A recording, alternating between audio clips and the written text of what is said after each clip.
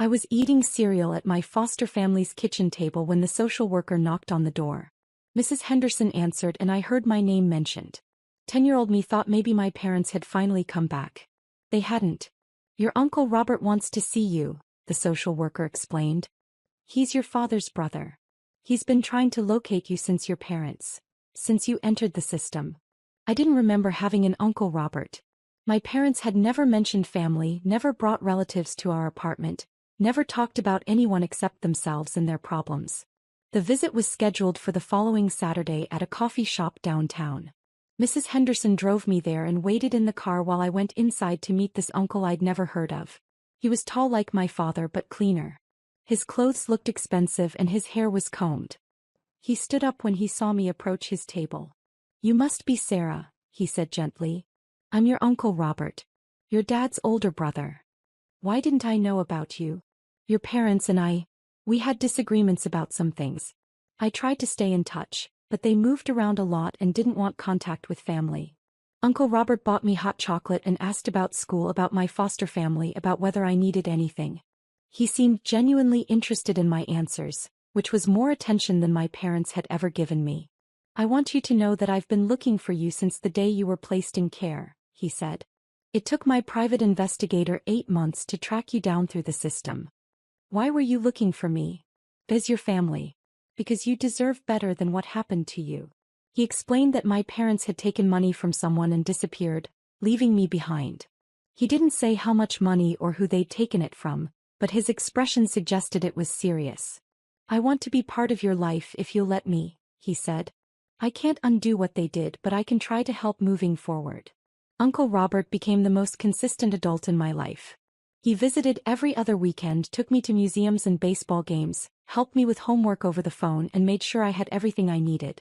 When Mrs. Henderson said the other foster kids were jealous of my rich uncle, I realized that Uncle Robert had more money than I'd understood. "What kind of work do you do?" I asked him during one of our Saturday outings. "I develop real estate. I buy properties, improve them, and either sell them or rent them out. I've been lucky with my investments." "Are you rich?" "I'm comfortable," he said with a smile. "More importantly, I want to make sure you're comfortable too." When I turned 16, Uncle Robert offered to pay for private school. When I graduated high school, he covered my entire college tuition. When I wanted to go to graduate school, he insisted on paying for that too. "This is what family does," he said whenever I tried to thank him. "We take care of each other." Throughout all of this, my parents never contacted me. Not a phone call, not a letter, not even a birthday card. According to Uncle Robert, they'd moved to another state and were still having legal troubles related to whatever money they'd taken. "Do you ever hear from them?" I asked during my senior year of college. "Occasionally. They ask about you sometimes." "Do they want to see me?" Uncle Robert's expression darkened slightly. "They ask whether you've inherited anything yet." "What does that mean?" "It means their priorities haven't changed much." I didn't understand what he meant until years later. After college, I got a job at a marketing firm in Seattle. Uncle Robert helped me with the down payment on a small condo, co-signed my car loan, and continued to be the supportive family I'd never had as a child. We talked every week, visited each other regularly, and he never missed important events in my life. When I got engaged to David, Uncle Robert insisted on paying for the wedding. "You're the daughter I never had," he said. "Let me do this." The wedding was beautiful. Uncle Robert walked me down the aisle and gave a toast that made everyone cry. My parents were not invited and did not attend. 2 years later, David and I bought a house. Uncle Robert contributed $50,000 toward the down payment. When our daughter Emma was born, he set up a college fund for her immediately. "I want her to have all the opportunities you didn't have when you were young," he explained. Uncle Robert was the perfect grandfather to Emma. He taught her to ride a bike, took her to the zoo every month, and read her bedtime stories when he visited. She adored him and he clearly adored her back. When Emma turned 5, Uncle Robert's health started declining. Diabetes complications led to kidney problems, which led to frequent hospital stays. I spent more and more time helping him manage his medical care and business affairs. "I need to update my will," he told me during one hospital visit. "I want to make sure Emma's future is secure, and I want to make sure you're taken care of." "Uncle Robert, don't talk like that. You're going to be fine." I'm 78 years old with failing kidneys, Sarah. We need to be realistic. He asked me to help him organize his financial documents and work with his attorney to update his estate planning. I was shocked to learn the extent of his wealth. Real estate investments, stock portfolios, business partnerships. Uncle Robert was worth far more than I'd realized. How much? I asked his financial advisor. Approximately $18 million plus properties. 18 million? Your uncle has been very successful over the years. He owns commercial real estate in 4 states, plus residential properties and investment accounts. Who inherits all of this? According to his current will, you inherit everything except for specific bequests to charity. Emma gets a separate trust fund of $2 million. I sat down heavily. He's leaving me $18 million? Plus the house in Bellevue, the lake cabin, and the commercial properties. He's been very clear about his intentions. Uncle Robert passed away on a Tuesday morning in March. I was holding his hand when he died, and his last words were, "Take care of Emma." The funeral was held the following Saturday. Nearly 200 people attended, business associates, neighbors, church members, and friends from his community. Uncle Robert had been well loved and respected. My parents did not attend the funeral. The will reading was scheduled for the following Tuesday at the law offices of Morrison, Chin and Associates. I arrived with David and my attorney, expecting a straightforward process. I was not expecting to see my parents sitting in the waiting room. I hadn't seen them in 27 years. Dad looked older but still had the same shifty expression I remembered from childhood. Mom had gained weight and was wearing clothing that looked expensive but didn't fit properly. "Sarah." Mom stood up and approached me with her arms outstretched. "Oh honey, we've missed you so much." I stepped back. "What are you doing here?" "We're here for Uncle Robert's will reading," Dad said. "We drove up from Phoenix as soon as we heard about his passing." "How did you even know he died?" "We've been keeping track of family news," Mom said. "We knew you two were close." My attorney leaned over and whispered, "Did you know they were going to be here?" I had no idea. The estate attorney, Mr. Morrison, called everyone into the conference room. Besides my parents, David, and me, there were representatives from 3 charities that Uncle Robert had supported. "We're here to read the last will and testament of Robert William Chin," Mr. Morrison began. Mr. Chin was very specific about his intentions for his estate. He read through the charitable bequests first. $500,000 to the Children's Hospital, $300,000 to the Diabetes Research Foundation, $200,000 to the local food bank. Then he got to the main estate. "To my beloved niece Sarah Chin Williams, who has been the daughter I never had and the light of my later years, I leave the remainder of my estate, including all real estate properties, investment accounts, and personal belongings. The current value of this bequest is approximately $18 million. My parents exchanged glances. "To my great-niece Emma Williams, I leave a separate trust fund of $2 million, to be managed by her mother Sarah until Emma reaches age 25. Mr. Morrison continued reading specific details about the properties and accounts, but I was focused on my parents' expressions. They looked expectant. When the reading concluded, Mr. Morrison asked if there were any questions. Dad raised his hand. "What about the family provisions?" "I'm sorry, what do you mean?" "Well, Robert was my brother. Sarah's my daughter.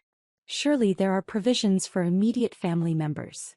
Mr. Morrison looked confused. Mr. Chin was very clear about his beneficiaries. "Sarah inherits the estate." "But we're talking about $18 million, Mom interjected. "That's too much money for one person. Family estates should be shared among family members."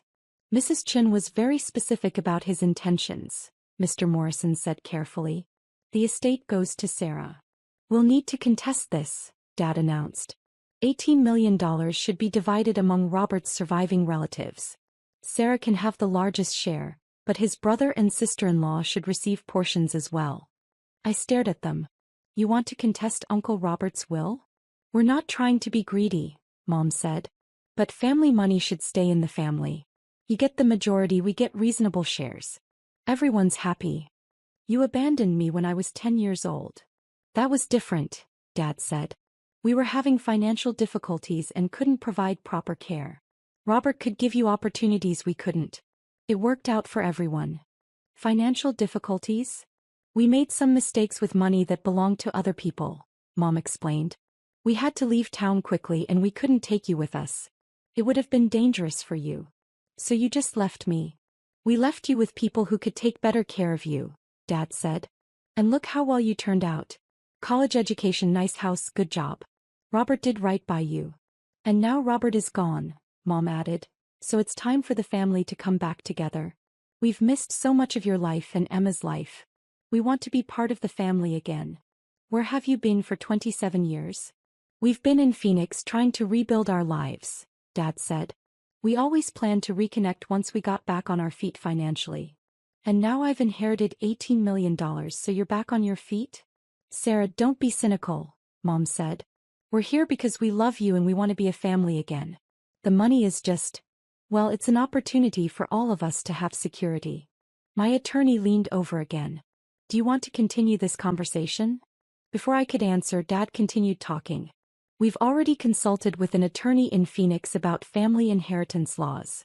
When someone inherits a large estate, immediate family members have rights to contest the distribution, especially when they were excluded without reasonable cause.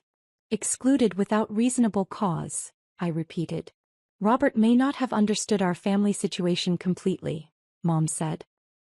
He may have thought we didn't want contact with you, when really we were just waiting for the right time to reconnect.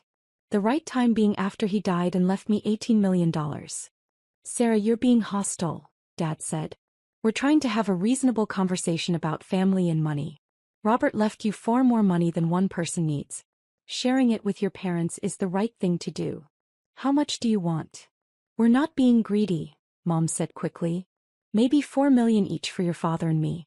That leaves you with $10 million plus the properties. Everyone's comfortable and we can all move forward as a family. $8 million. It's fair, Dad said. We're your parents. We have rights. Mr. Morrison cleared his throat. Actually, there's something else I need to mention. Mr. Chin anticipated that there might be challenges to his will, particularly from Sarah's parents. He opened another file folder. Mr. Chin asked me to prepare a letter to be read in the event that anyone contested the will or claimed that family members had been excluded unfairly. What kind of letter?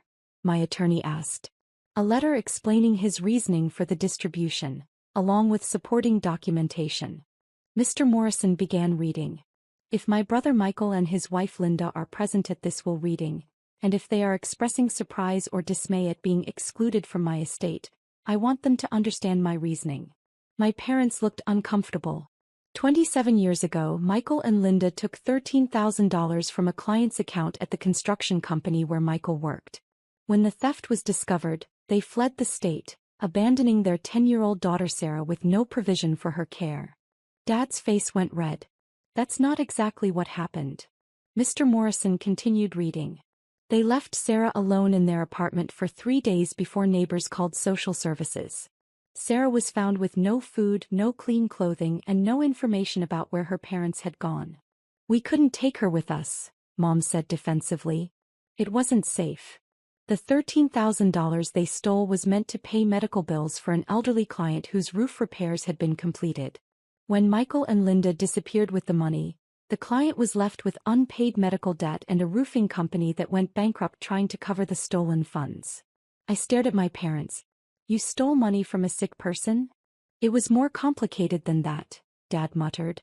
Mr. Morrison wasn't finished. Over the past 27 years, Michael and Linda have contacted me 4 times asking about Sarah's inheritance prospects. They have never asked about Sarah's well-being, education, or happiness. Their only inquiries have been about money. That's not true, Mom protested.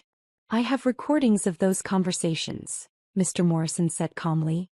Mr. Chin recorded all communications with family members to protect Sarah's interests.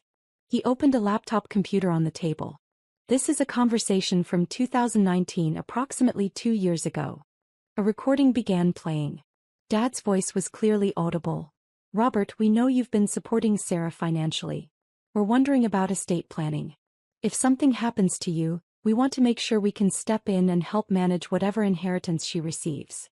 Uncle Robert's voice responded. Are you asking about Sarah's well-being or about her inheritance? Both, obviously.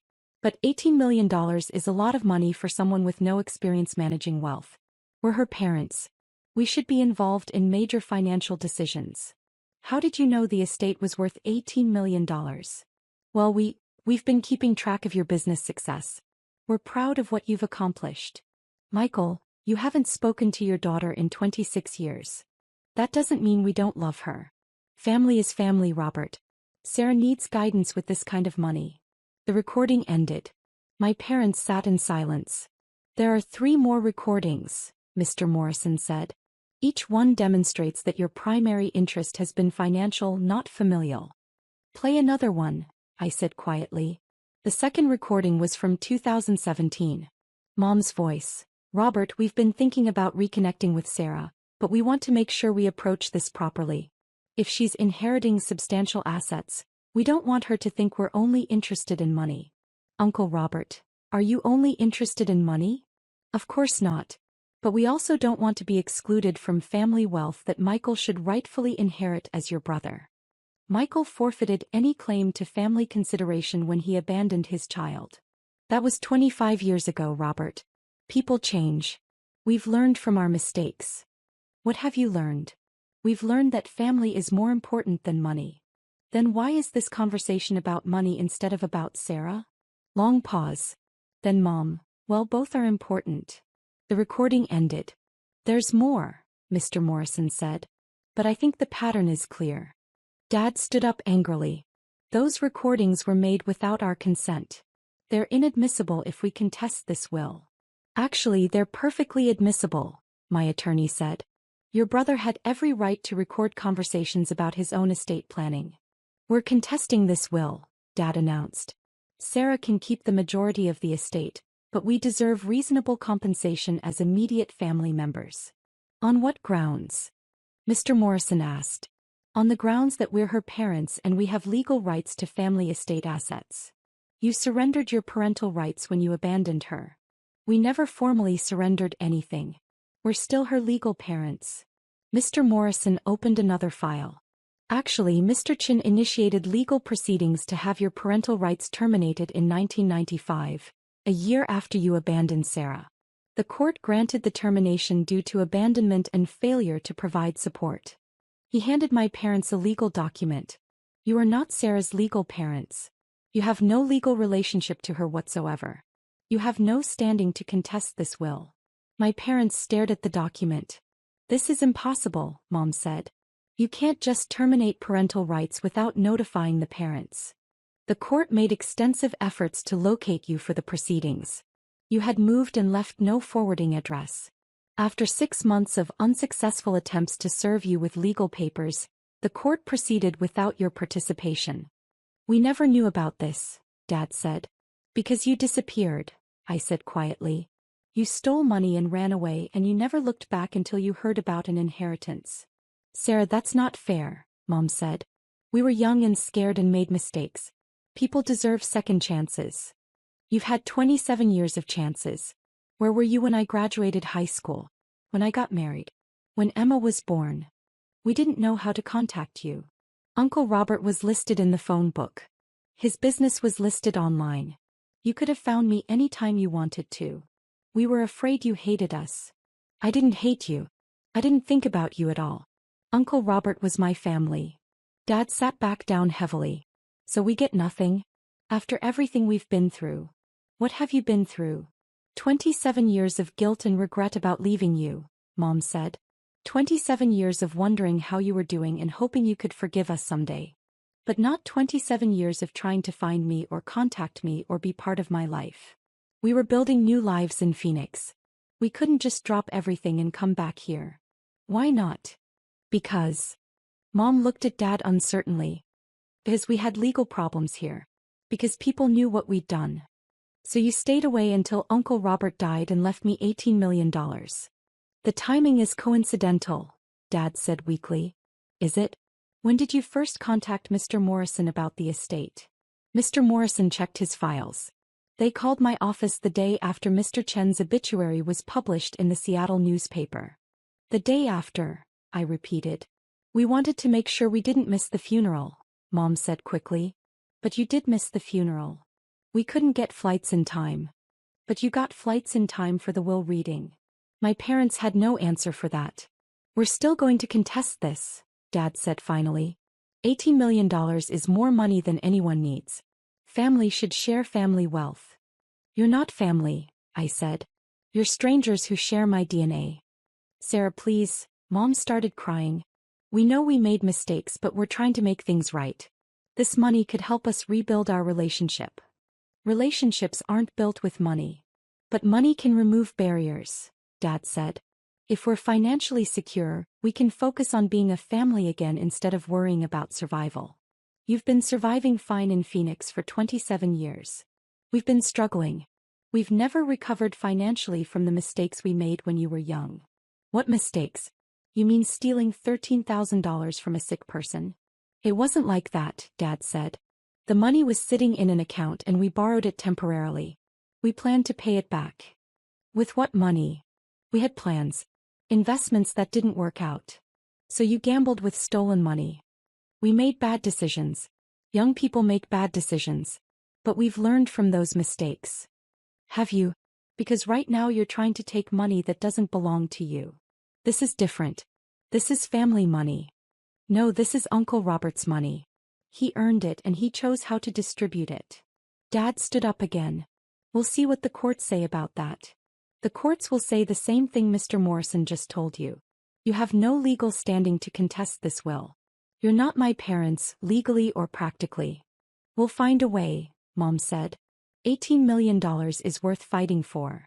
And there was the truth they'd been dancing around all afternoon. You're not here because you want a relationship with me, I said. You're here because you want money. We want both, Mom insisted. No, you want money. If you wanted a relationship, you would have contacted me years ago. You would have been at my wedding. You would have sent birthday cards. You would have asked to meet your granddaughter. We can still do all of those things, Dad said. Starting now. Starting with sharing this inheritance so we can all move forward as a family. I don't want to move forward as a family with you. Sarah, please be reasonable. We're offering to share this wealth and rebuild our relationship. You get $10 million plus properties, we get financial security, and Emma gets grandparents who can contribute to her future. Emma has never needed grandparents who disappeared for money. She needs grandparents who can help pay for her education and her future, Dad said. $10 million is enough for you. $4 million each for us is reasonable. No. We'll contest the will.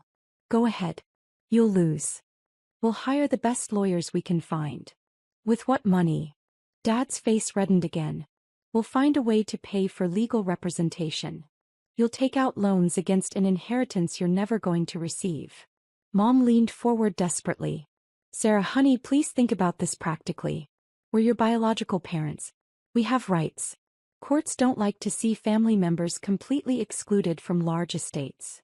You excluded yourselves when you abandoned me. We've explained the circumstances of that situation. You stole money and ran away. We made mistakes 27 years ago. How long are we supposed to pay for those mistakes? How long did you expect me to pay for them? The room went quiet. I spent 7 years in foster care because you made those mistakes, I continued. I aged out of the system at 17 with no family, no money, and no support except for Uncle Robert. I worked 2 jobs through college because I didn't want to burden him with more expenses than necessary. I've spent my entire adult life being grateful for basic family support that should have been automatic. We're sorry, Mom said quietly. Are you sorry for abandoning me, or are you sorry that your abandonment cost you $18 million? Both. That's honest at least. I stood up. Mr. Morrison, what do my parents need to do to contest this will? They would need to file a petition with the probate court within 90 days of the will being read. However, as I've explained, they have no legal standing to make such a petition. What if they find a lawyer willing to take the case anyway? Any lawyer who reviews the documentation will advise them that they have no case. Their parental rights were terminated, they have no legal relationship to the deceased, and they've been explicitly excluded from the will with clear reasoning. And if they find a lawyer willing to take a hopeless case for money? The case will be dismissed, and they'll be responsible for court costs and possibly attorney fees for the estate. I turned back to my parents. Do you understand that? If you contest this will and lose, you could end up owing money to Uncle Robert's estate. We understand the risks, Dad said. But $18 million is worth the risk. It's not your $18 million. It should be partly ours. Why? Because we're family. You're not my family. You gave up that role 27 years ago. I picked up my purse and headed toward the door. David followed me. Sarah, wait, Mom called. Please don't leave like this. We can work something out. There's nothing to work out. What if we asked for less money? What if we just wanted enough to be comfortable? How much is enough to be comfortable? 2 million each? No. 1 million each? No. 500,000 each? You're negotiating for money from someone you abandoned as a child. We're trying to find a solution that works for everyone. There is no solution that works for everyone. Uncle Robert made his decision about who deserved his money. I agree with his decision. Sarah, please, Dad said. We need this. We're getting older and we don't have retirement savings. This money could make the difference between security and poverty in our old age. You should have thought about retirement savings 27 years ago. We've struggled financially ever since we left Seattle. We've never been able to get ahead. That's what happens when you steal money and run away. We've paid for our mistakes. Not as much as I paid for them. I reached the door and turned back one more time. If you contest this will, you'll lose everything you've spent on legal fees and you'll never hear from me again. If you walk away now, you'll never hear from me again anyway, but at least you won't be broke. Sarah, don't do this, Mom pleaded. We're family. Family should forgive each other. Family should also not abandon each other for money. We didn't abandon you for money. We abandoned you to protect you. You abandoned me because taking me with you would have made it harder to run away with stolen money. I walked out of the law office with David and my attorney. My parents followed us to the parking lot. Sarah, please, Mom called. Think about Emma. She deserves to know her grandparents. Emma deserves grandparents who didn't steal money from sick people and abandon their children. We've changed. Have you? Because an hour ago you were demanding $8 million from an estate that doesn't belong to you. We were trying to be practical about family finances. You were being greedy about someone else's money. I got in my car. David got in the passenger seat. Through the window I could see my parents standing in the parking lot looking lost. Dad approached my window. I rolled it down halfway. This isn't over, he said quietly. We'll find a way to contest this will. $18 million is too much money to walk away from. That's exactly why Uncle Robert left it to me instead of you. I drove away. In the rearview mirror, I could see my parents standing next to their rental car, probably trying to figure out how to pay for lawyers they couldn't afford to fight a case they couldn't win for money they were never going to receive. 3 months later, I received notification that my parents had indeed filed a petition to contest Uncle Robert's will. Their lawyer withdrew from the case 2 weeks later when they couldn't pay his retainer fee. The petition was dismissed for lack of standing. Uncle Robert's $18 million went into trust accounts that would fund Emma's education, support various charities, and provide me with financial security for the rest of my life. I used some of the money to establish a scholarship fund for children aging out of foster care. My parents never contacted me again after the case was dismissed. I assume they went back to Phoenix to continue their lives of financial struggle and poor decisions. Emma asks about her other grandparents sometimes. I tell her that some people make choices that prevent them from being part of family, and that the people who choose to stay and love you are the ones who matter. Uncle Robert had been right about everything. Family isn't about biology. It's about showing up, caring for each other, and putting love before money. He'd shown up for me when I needed him most. I'll spend the rest of my life making sure his legacy shows up for other people who need family.